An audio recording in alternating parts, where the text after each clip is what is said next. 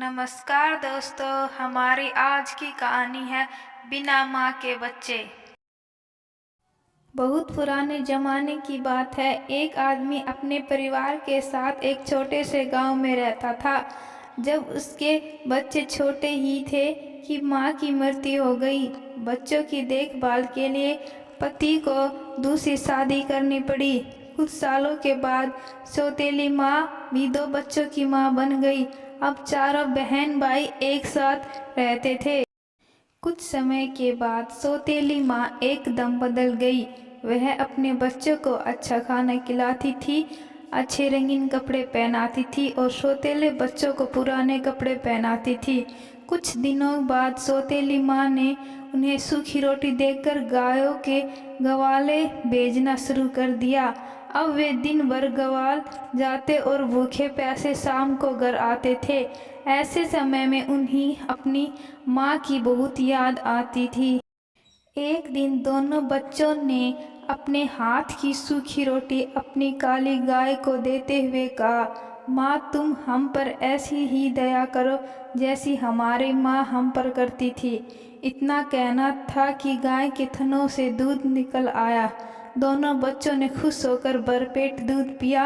अब वे रोज गाय को रोटी देते और गाय उन्हें भरपेट दूध पिलाती थी। इससे वे खुश रहते थे और उन्हें ग्वाल जाना भी अच्छा लगता था।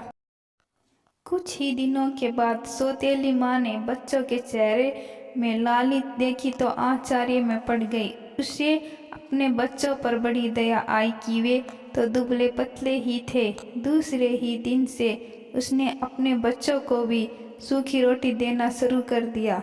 2-3 सप्ताह के बाद उसने देखा कि बच्चे हट्टे कट्टे होने के बदले कुछ ज़्यादा ही दुबले पतले दिखाई देने लगे। अब माँ थोड़ी उलझन में पड़ गई। उसने अपने एक बच्चे को इसका राज जानने के लिए भाइयों के साथ गवाला भेजा और कहा कि वह ध्यान दे कि भाई दिन में क्या खाते हैं। दूसरे दिन तीनों भाई गायों को लेकर जंगल की ओर निकल पड़े। गायों ने आराम से चारागाह में घास चरी। दोपहर का समय होने आया। बच्चों के पेट भूख से कुलबुलाने लगे, पर उन्हें हिम्मत नहीं आ रही थी कि गाय से दूध मांगे। उन्हें डर था कि उनका सौतेला भाई माँ से चुगली न कर दे।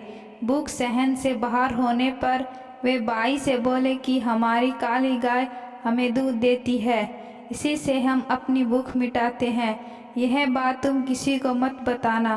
भाई ने कहा, मैं इस बात को किसी से नहीं कहूँगा, चिंता मत करो।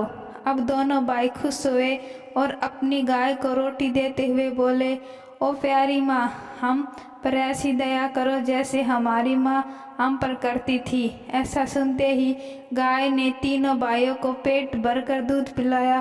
शाम होने पर तीनों भाई गाय को लेकर घर आए।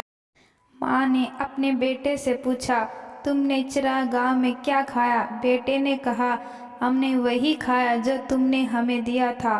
वह तो ऐसा भी नहीं था जैसा खाना कुत्ते को मिलता है। ऐसा सुनकर माँ को बड़ा बुरा लगा। दूसरे दिन उसने भाइयों के साथ बेटी को भेजा और कहा कि वह ध्यान से देखे दोनों भाई क्या खाना खाते। घर पहुँचते ही माँ ने पूछा कि तुमने चरागाह में क्या खाया? बेटी ने उत्तर दिया, मेरी चुन्नी से पूछो, मुझसे नहीं। माँ ने चुन्नी देखी तो उसमें खाना था। माँ ने पूछा, ये कहाँ से आया? बेटी ने माँ से कहा कि इसका जवाब चुन्नी ही दे रही है कि खाना गाय ने दिया। यह जानकर माँ को बड़ा गुस्सा आया कि सौतेले बच्चे चरागाह में मज़े कर रहे हैं। उसने काली गाय को मारने की ठान ली। उसने बीमार होने का बहाना करके वैद्य से कहा कि वह उसके पति से कहे कि काली गाय का मांस खाकर ही वह अच्छी हो सकती है। वैद्य ने ऐसा ही कहा। उसके पति को कहा कि उनके घर की काली गाय को ही मारना हो। अब बेटी भाइयों के साथ चरागाह में गई। दोपहर होने को आई। बच्चों को भूख लगने लगी। उन्होंने पिछले दिन की तरह ही बहन से कहा, प्यारी बहन, तुम किसी को मत कहना कि हमें खाना कैसे मिलता है। बहन ने भरोसा दिलाया कि वह किसी से नहीं कहेगी। अब भाई गाय के पास गए, अपने हाथ की सूखी रोटी देते हुए बोले, ओ प्यारी माँ, हम पर ऐसी दया करो जैसे हमारी माँ करती थी। उस दिन गाय ने उन्हें ढेर सारा खाना दिया। सब ने पेट भरकर खाया। लड़की ने थोड़ा सा खाना अपनी चुन्नी में छिपा लिया। बाप ने तुरंत ही बच्चों को समाचार भेजा कि माँ को बचाने के लिए उन्हें काली गाय को मारना होगा। उसे लेने के लिए चरागाह में आ रहे हैं। यह सुनकर दोनों बच्चे गाय के गले में हाथ डालकर रोने लगे। तभी बाप व बेटा चरागाह पर आ पहुँचे। उन्होंने गाय के गले से लिपटे बच्चों के हाथों को हटाकर उन्हें दूर किया और घर को चल पड़े। बच्चे भी पीछे पीछे घर आए और पिता से कहा, पिताजी इसे नहीं मारे, नहीं तो हम फिर से बिन माँ के हो जाएंगे। उनकी बात पर ने उनकी खिल्ली उड़ाई और उसी समय गाय को मार दिया।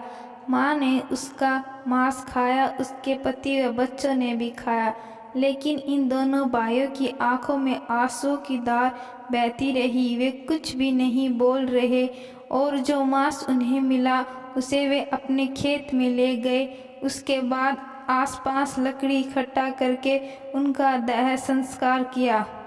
उससे जो राख बनी उसे वे अपने चरागाह में ले गए। वहाँ उन्होंने एक गड्ढा खोदा और जो अस्थियां बची थी उन्हें वे राख को दफना दिया।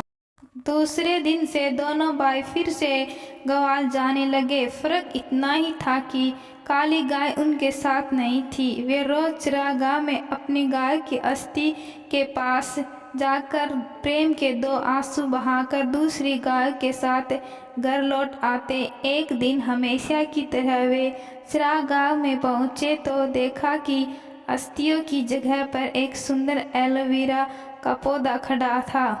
वे आश्चर्य से उसके पास गए और उसकी लंबी लंबी पत्तियों को सहलाने लगे। तभी उस सुंदर पौधे ने उन्हें अपनी गोद में ले लिया और खाने की बौछार कर दी। दोनों भाई उस पर लिपटे हुए बोले, हमारी माँ कभी गाय बनकर आती है तो कभी एलोवेरा की बहार बनकर आती है। माँ कितनी अच्छी होती है, क्यों है न? कहकर दोनों भाई हंसने लगे। कहते हैं कि उसके बाद वे दोनों भाई अपने सौतेली माँ के पास नहीं गए। उसी गर्त कुमारी ने उनका पोषण पालन करके उन्हें बड़ा बनाया। अगर दोस्तों आपको यह वीडियो पसंद आए तो लाइक, शेयर और सब्सक्राइब ज़रूर करिएगा। धन्यवाद।